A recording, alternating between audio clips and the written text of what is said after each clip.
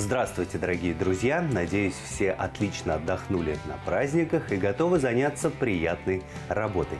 Сегодня я расскажу о нескольких способах посева садовой земляники. Я каждый год выращиваю рассаду, у меня все получается. Надеюсь, получится и у вас. Присоединяйтесь к моей работе.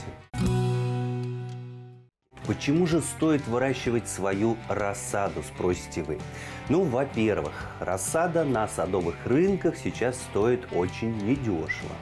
Во-вторых, очень сложно найти действительно хорошие сорта. В-третьих, своя рассада свободна от болезней и вредителей. Время от времени нужно обновлять плантации, чтобы они не болели. Ну и напоследок хочу сказать, что это просто очень интересно. В дачных магазинах сейчас семена садовой земляники не в дефиците. Всевозможные есть сорта и гибриды, и ремонтантные, и обычные летние, и крупноплодные, и мелкоплодные, всевозможных вкусов и окрасов ягод. В последнее время меня привлекает выращивание очень интересной садовой земляники. Вот с такими вот ярко-розовыми цветами. Но, во-первых, это смотрится очень красиво и декоративно. По вкусовым качествам такая садовая земляника иногда даже превосходит обычные сорта и гибриды. В этом сезоне с трудом, кстати, нашел два очень интересных гибрида. Первый называется Флориан, а второй Мерлан. Вот чем хороши эти гибриды. Во-первых, созревают они на 2 недели раньше обычных летних сортов. Ну, как я уже говорил, у них очень красивые цветы, вкусные ягоды, до 20 граммов, в общем-то, достаточно крупные. Эти сорта ремонтантные, цветут все лето и практически не образуют усов. Дорогие друзья, ну вот где можно найти такую рассаду? Только лишь вырастить ее самим. Итак, приступаю к посеву. Поскольку я буду сеять в этом сезоне небольшую партию, эти гибриды буду сеять в посевные торфяные или кокосовые таблетки. И это способ номер 1. Торф-таблетки, конечно, займут побольше места на подоконнике, но поскольку я сею не так много, меня это устраивает. И к тому же еще одно преимущество посева садовой земляники именно в торфяные таблетки. У нас с вами минуется процесс пикировки, а он зачастую очень травматичный. Итак, таблетки я уже залил горячей водой, грунт там обеззаразился, дал остыть. В принципе, можно приступать к посеву.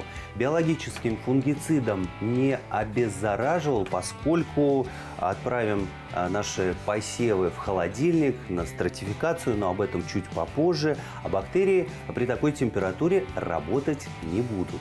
Посеять торфяные таблетки совсем несложно, так еще и семян в пакетике совсем мало, буквально 5 штук. Продаются они в капсулах, семена очень мелкие, поэтому сначала я их помещаю на такую тарелочку. Таблетки предварительно обязательно нужно уплотнить, я не хочу, чтобы семена провалились в грунт и не взошли. Семена садовой земляники сеем поверхностно, то есть не заглубляя, не присыпая. Влажной зубочисткой переношу семена на поверхность торфяной таблетки. Посевы сразу же маркирую, чтобы не перепутать сорта. У Флориана семена чуть покрупнее, может быть и ягоды тоже покрупнее. Ну, можно чуть-чуть, слегка семена придавить.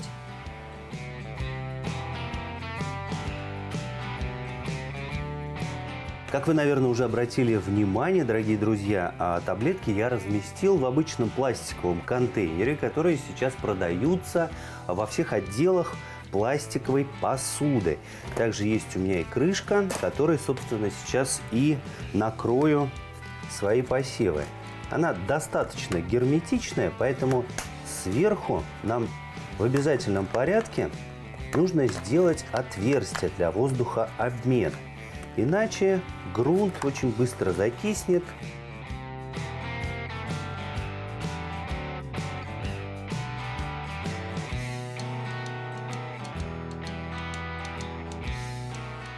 Вместо крышки можно использовать и пищевую пленку, но обязательно тоже в ней сделайте отверстие, иначе появится плесень и всходов можете не дождаться.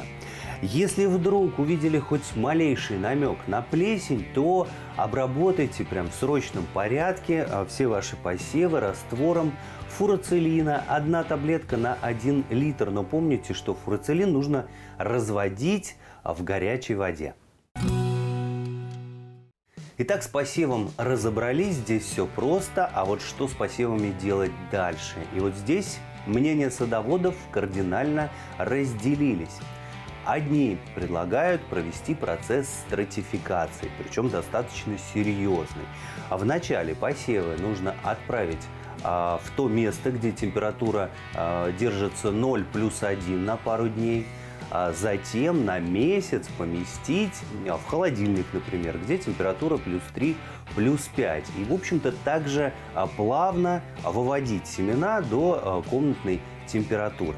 Кто-то не производит таких танцев с бубнами и стратифицирует посевы всего лишь 4 дня. А кто-то вообще не производит стратификацию и получает результат. А что нам еще нужно? Результат-то нам и нужен. Я для себя сделал выводы, что посевы я буду стратифицировать максимум неделю. Вот такой вот я нетерпеливый человек. Всхожесть у меня всегда была 90%. Я считаю, это отличный результат, поэтому свои посевы сегодня я убираю в холодильник на 7 дней. После стратификации отправьте свои посевы на светлое окно. Я посевы буду держать под агролампой. И еще один немаловажный момент, который отмечен практически во всей литературе по выращиванию садовой земляники. Посевы ни в коем случае нельзя двигать, перемещать. Уж не знаю по какой причине, но это им может навредить. Всходы должны появиться максимум через 3 недели. Если они вдруг не появятся, то есть время в начале февраля пересеять. Напоминаю, сегодня сею садовую землянику. Свою партию небольшую я посеял в кокосовые таблетки, а вот тем, кто хочет много вырастить рассады, рекомендую следующие 2 очень интересных способа. Для этих способов опять-таки пригодятся вот такие вот пластиковые пищевые контейнеры. Обязательно нужно сделать отверстие для слива лишней влаги. И нам потребуется грунт. Грунт рекомендую использовать покупной. Можно в грунт добавить на 4 части 1 часть вермикулита для рыхлости, для того, чтобы влага лучше сохранялась. Ну и для плодородия добавьте 1 часть биогумуса. Насыпаем в контейнер небольшим слоем, где-то 4 сантиметра. Какие-то крупные фрагменты нужно обязательно убрать. Теперь уплотняем. И теперь заполняем оставшееся пространство обычным белым вот таким вот пушистым снегом.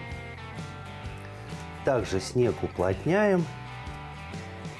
Кстати, забыл сказать, что почву за неделю нужно обеззаразить биологическим фунгицидом. Ведь помните же, мы отправляем на стратификацию, и бактерии работать не будут.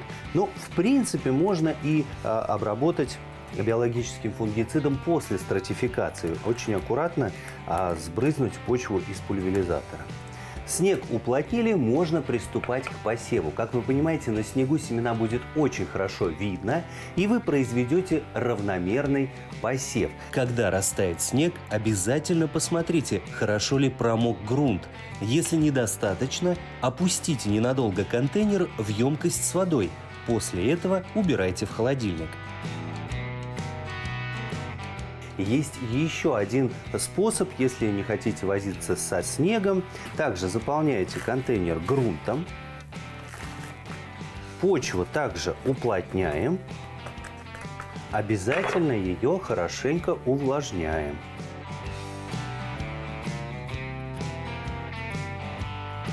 Даем влаге впитаться. Влага впиталась. Еще раз уплотняем почву и раскладываем либо салфетки, либо туалетную бумагу светлую. На светлой бумаге также будет очень хорошо видно семена, и вы произведете равномерный посев. А потом бумага растворится и нисколько не помешает развитию корневой системы. Вот, дорогие друзья, это 3 способа, о которых я хотел вам сегодня рассказать. На мой взгляд, они самые оптимальные. На сегодня это все. Как всегда, вместе с вами работал Виталий Декабрев. Если видео понравилось, пожалуйста, поставьте лайк. Тем, кто не подписался на мой канал, настоятельно рекомендую это сделать прямо сейчас и нажать на колокольчик, чтобы не пропустить новые видео. Желаю здоровья вам и вашим растениям.